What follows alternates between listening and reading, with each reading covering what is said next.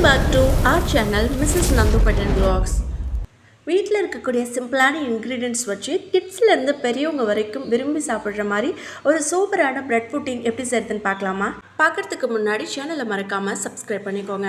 இன்றைக்கான recipe bread pudding. ஒரு mixer ஜாரில் 4லேருந்து 5 பிரெட் ஸ்லைசஸ் எடுத்துக்கோங்க. இது கூடயே ஒரு அரை கப் அளவு சுகர், 2 முட்டை சேர்த்துக்கோங்க. அண்ட் இது கூடயே காய்ச்சி ஆற வச்ச பால் இருந்ததுன்னா இது கூடயே சேர்த்து நல்லா கிரைண்ட் பண்ணிக்கோங்க. எக்கோட ஸ்மெல் போகணும்னு நினச்சிங்க அப்படின்னா ஏலக்காவோ அப்படி இல்லைன்னா வெண்ணிலா எசன்ஸோ இருந்தால் இது கூடயே ஆட் பண்ணி கிரைண்ட் பண்ணிக்கோங்க. இது அப்படியே ஒரு ஓரமாக இருக்கட்டும். ஒரு பேனில் ஒரு அரை கப் அளவு சுகர் சேர்த்துக்கோங்க. இது நல்லா கேரமலைஸ் பண்ணிக்கோங்க. இதில் தண்ணி எதுவுமே சேர்க்கக்கூடாது.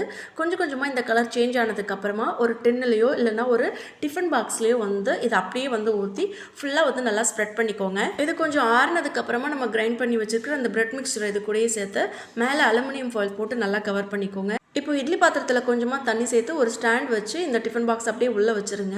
வச்சு க்ளோஸ் பண்ணி ஒரு 10 to 15 மினிட்ஸ் நல்லா ஸ்டீம் பண்ணிக்கோங்க.